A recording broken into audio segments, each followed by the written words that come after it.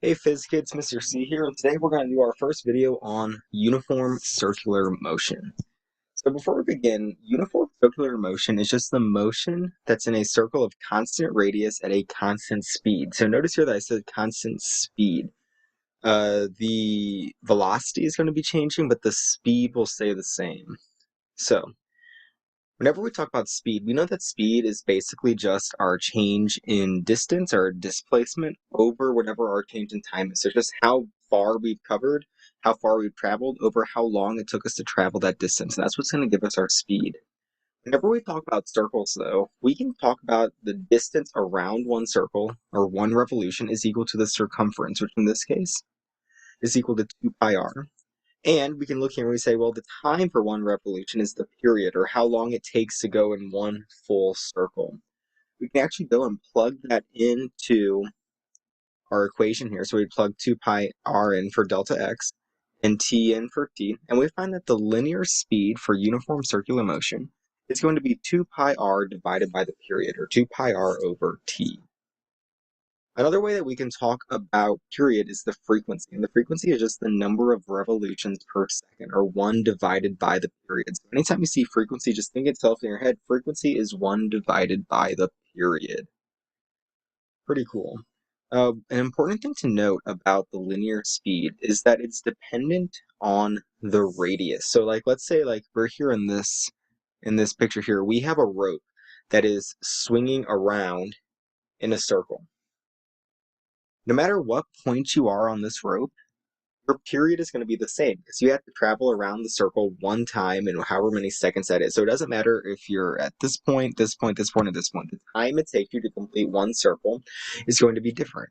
However, as we look here, the further out we get, we have a larger distance to travel in that same period of time, which means the larger the radius we have, the faster our speed. So right here, the linear speed of this point is going to be greater than the linear speed of this point here because it's further away from our circle, the center of the circle, or it has a greater radius. And we can see that in our equation. So here we see if we increase r, we're going to increase that speed. Know that the linear speed is dependent upon the radius of the circle.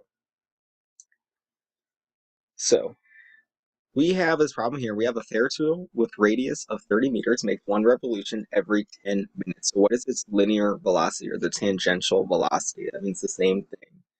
We look here and we say, well, we know that the velocity is going to be equal to that 2 pi r over t.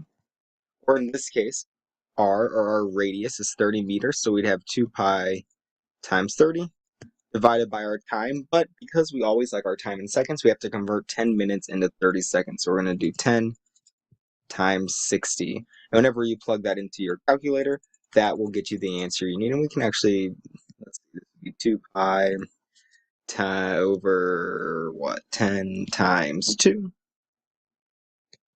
Or in this case, it would just be pi over 10 would be what our velocity is.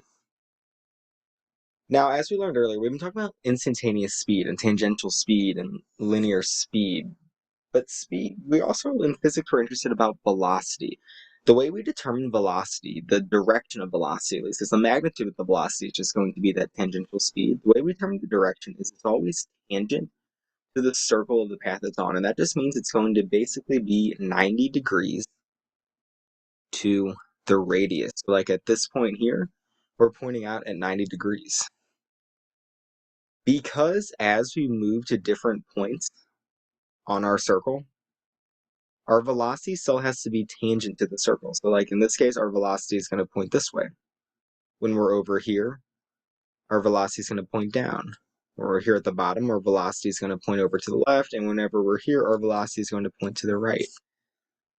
Because of that, we have a changing velocity. And the reason we have a changing velocity is even though the speed is constant, the direction is changing, which means we have a changing overall velocity. And this means that anytime we're in uniform circular motion, we know that we have some sort of acceleration. Because anytime we have a changing velocity, we have an acceleration. And we call this the centripetal acceleration. And the centripetal acceleration is always perpendicular to the velocity. So it's always going to be at a 90-degree angle to the velocity, and it's going to point toward the center of the circle.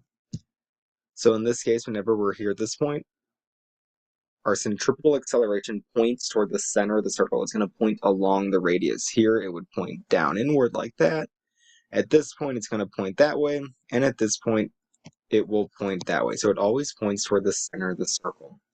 We also know that our centripetal acceleration is equal to v squared over r. So it's our speed squared divided by the radius. Pretty cool.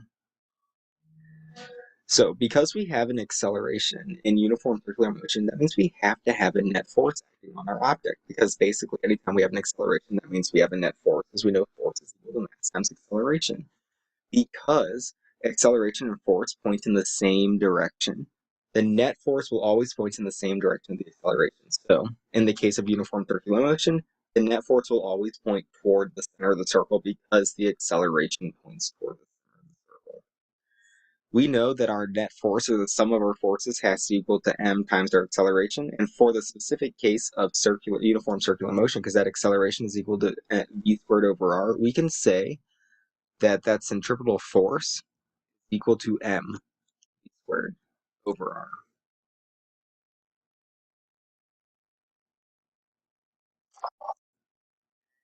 So what happens when an object stops moving in a circle? So like, let's say we're this guy and we're swinging that ball around. Well, the object is going to want to travel in whatever direction the velocity is pointing in. So in this case, it's going to travel tangential to the point of wherever it breaks in that circular motion. So it's always going to travel in the direction of the velocity. It's not going to continue in a circle, it's not going to curve, and it's not going to move. It will always move in the direction tangential to the circle, or it's going to continue in that velocity with the velocity that it had whenever it was in uniform circular motion.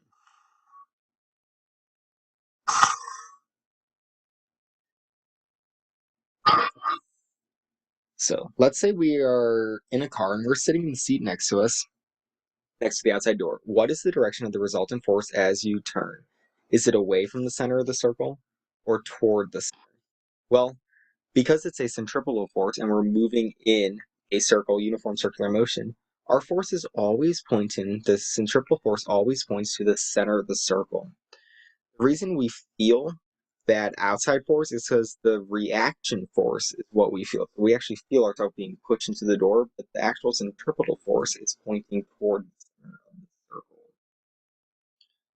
So we have a problem here. We know what is the speed of the object attached to the string moving in uniform circular motion.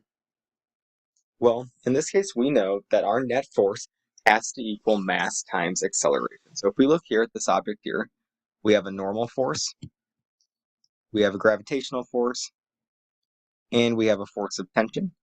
And on our second object here, we have that force of tension, and we have the force of gravity. So if we look here, if we look at our top force here, we know that that F net for little m has to be equal to m times a, which has to be equal to the force of tension. However, we need to figure out what the force of tension is, and that's where we're going to look at this block here. So this block here is actually not moving. So it's at rest. So we're going to say, well, that means that F net has to be equal to 0, which is going to be equal to Ft minus Fg. Or, in this case, Ft is equal to Fg, which means that our tension force is going to be equal to big M times G. So we can go ahead and go up here and we can say, well, we know that Ma is equal to mg, but we want to know what speed we're moving at. Well, if we think back to a couple slides ago, we know that the centripetal acceleration is equal to v squared divided by r.